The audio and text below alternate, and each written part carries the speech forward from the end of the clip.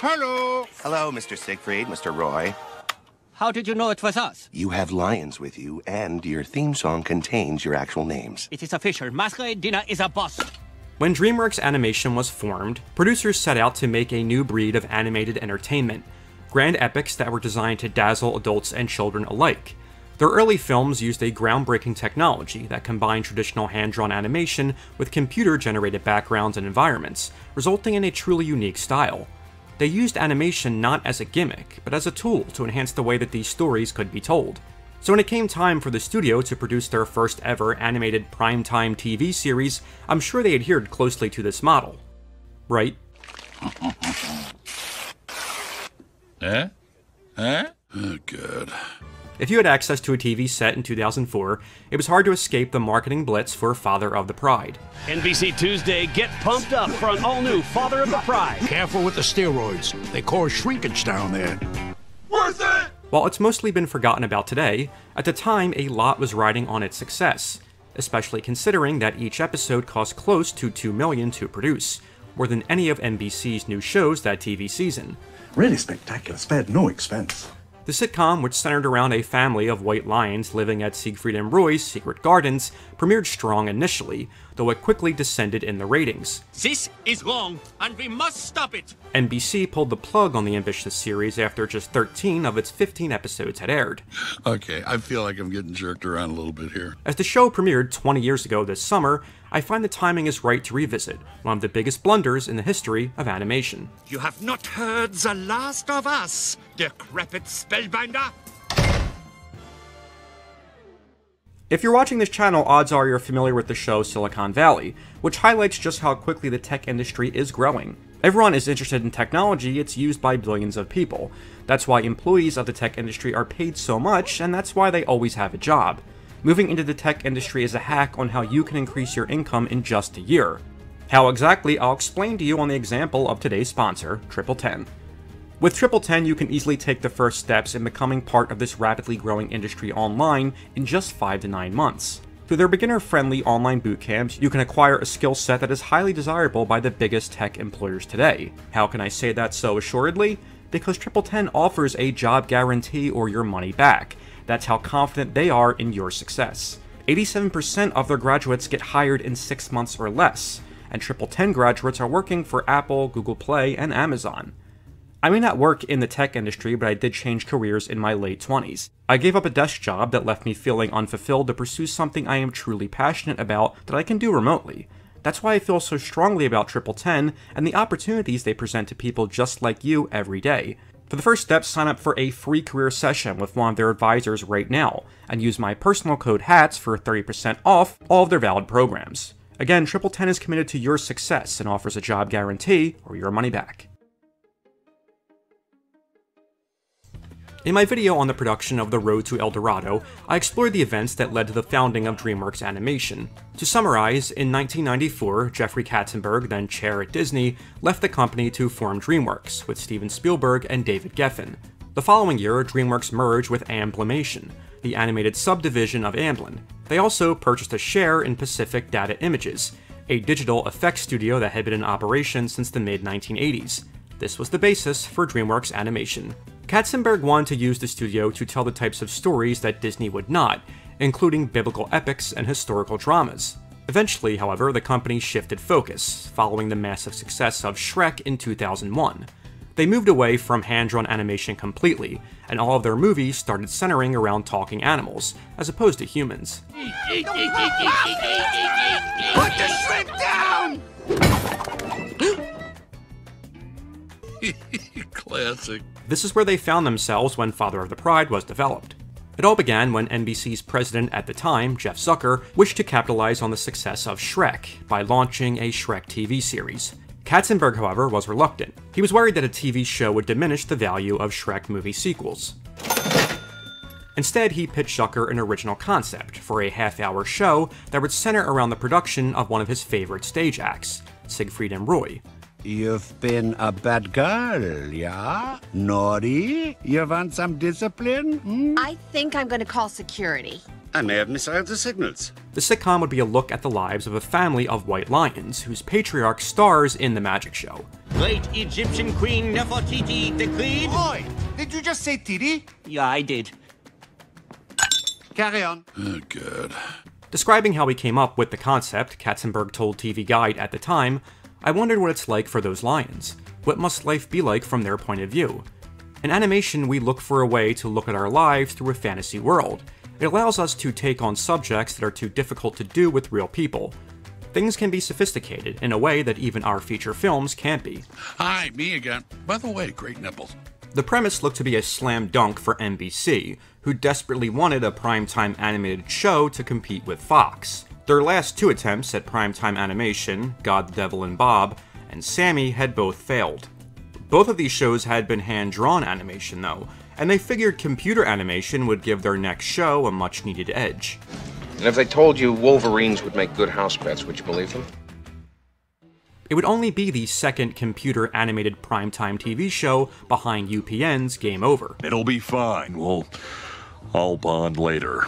Where's not? Father of the Bride could also be cross-promoted with the highly successful Siegfried and Roy Magic Show, as well as the Secret Garden Zoo at the Mirage Casino. As a result, Siegfried and Roy were enthusiastic about the concept and came on board as executive producers. Though fictionalized versions of the duo would appear in the show, they would be voiced by Julian Holloway and David Herman. Siegfried, I need a new tanning bed. Why? I want to be the hue that is cinnamon. This one only goes to gypsy. Roy, you must be quiet. I am watching the tube of boobs. The show would be loaded with an all-star voice cast, including John Goodman, Cheryl Hines, Carl Reiner, and Orlando Jones, which contributed to its costly budget. Yep. That's catnip. Oh God, our daughter's a niphead. Nice. You run a tight ship, champ.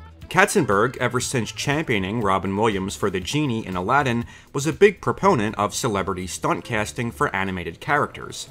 He apparently even lobbied to have Steve Martin voice Goofy in 1995's A Goofy Movie. Here's a good idea. Have a point. It makes it so much more interesting for the listener. To Katzenberg's credit, the voice cast is one of the highlights of the show.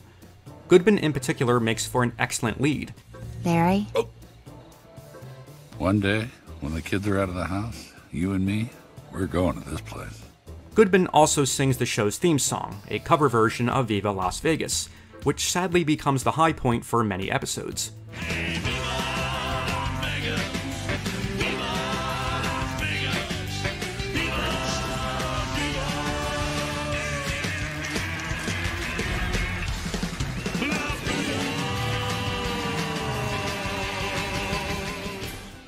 NBC hired former head writer of Late Night with Conan O'Brien, Jonathan Groff, as showrunner. Episodes would be written and recorded on the West Coast, and then sent overseas to Hong Kong to be animated by Imagi Animation Studios. Getting to work on such a major project was a big break for the studio, who doubled their staff to accommodate the workload. Outsourcing the animation of the show allowed DreamWorks to concentrate on their theatrical films, like Shrek 2 and Shark Tale, while Father of the Bride was being animated overseas. Exactly. We need professional help. This explains why the show looks similar yet so different to DreamWorks animated films at the time. Because they're not human. I think you are the one who is not human. Siegfried. The first season of 15 episodes would take the studio over 9 months to fully animate. It was during this period that a tragic event occurred, though, almost canceling the show before it even aired. For the first time today, Roy Horn's neurosurgeon talked to the media and said it's all but miraculous the illusionist is still alive after he was attacked by one of his tigers. The 59-year-old entertainer is still in critical condition, but Dr. Derek Duke says he's pleased with Horn's progress. Most people would probably assume that Roy's onstage attack by a Siberian tiger occurred during the show's first season, leading to its cancellation. But in actuality, it happened months prior, on October 3rd, 2003, while the show was well into production. Siegfried and Roy were evidently a big reason why development continued, as they were really enthusiastic about the show. Activate rocket pants!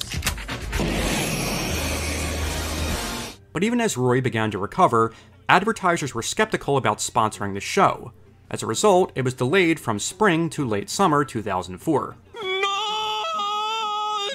Stay down for once in a while. The network tried to assuage advertisers' concerns by insisting the show would be a hit, pointing to the massive success of Shrek 2, which came out that May.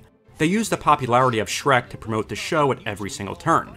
Freaks, this guy made $15 million for Shrek 2! Yeah, and a piece of the domestic growth! But this would prove to be even more disastrous, as critics and families felt the show was mismarketed to children when the content was, let's just say, a little adult. Hide the hookers, Daddy's coming in. What's anal leakage? Little bungle in the jungle.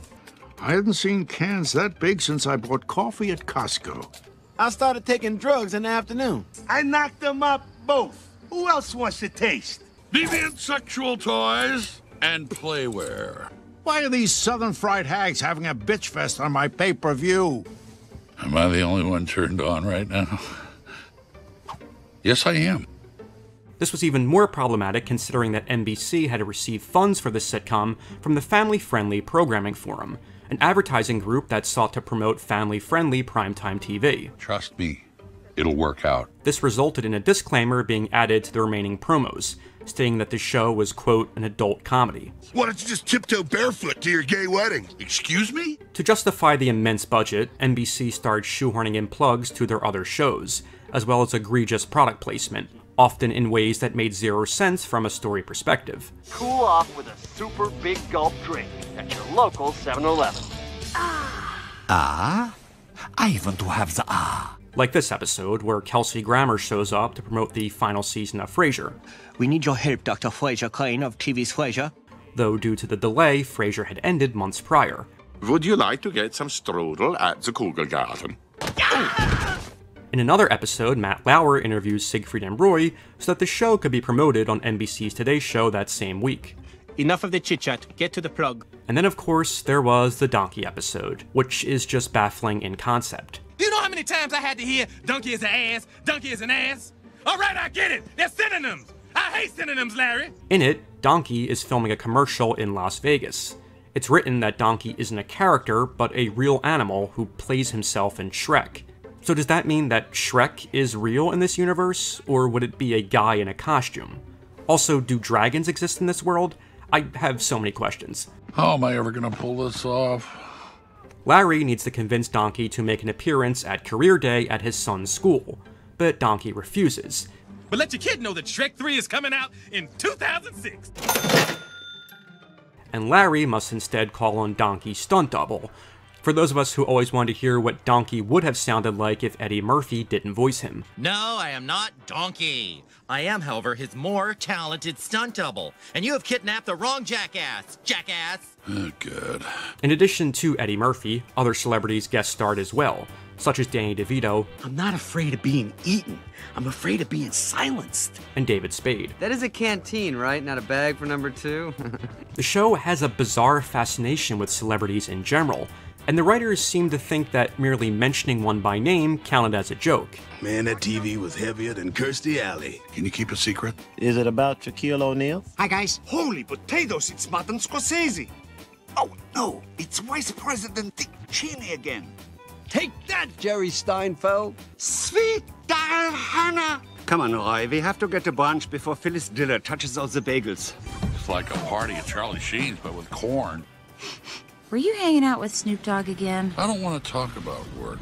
They all come off like Family Guy cutaway gags without the cutaway. Because I'm not afraid of a challenge, like that time I out-farted Michael Moore.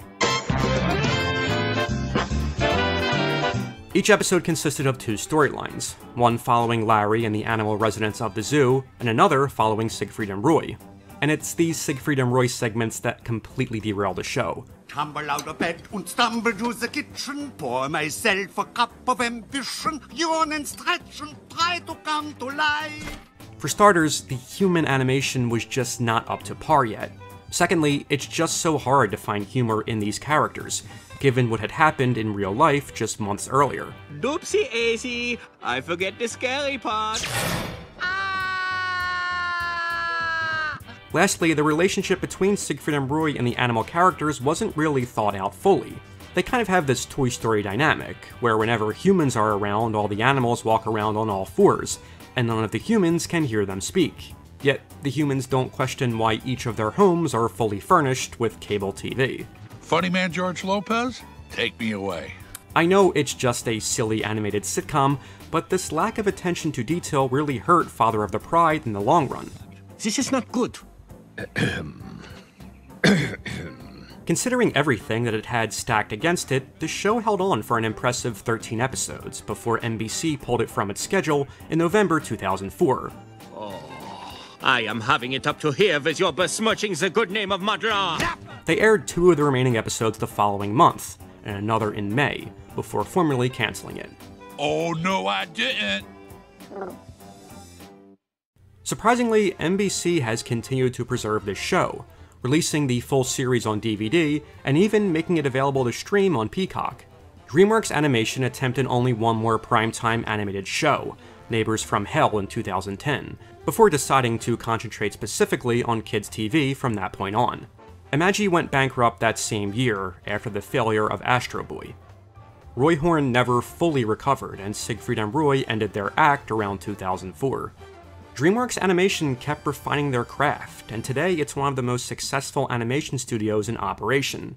For all that it did wrong, Father of the Bride is an interesting case study, and I'm glad that NBC has preserved it. Mainly so we have an HD version of the theme song.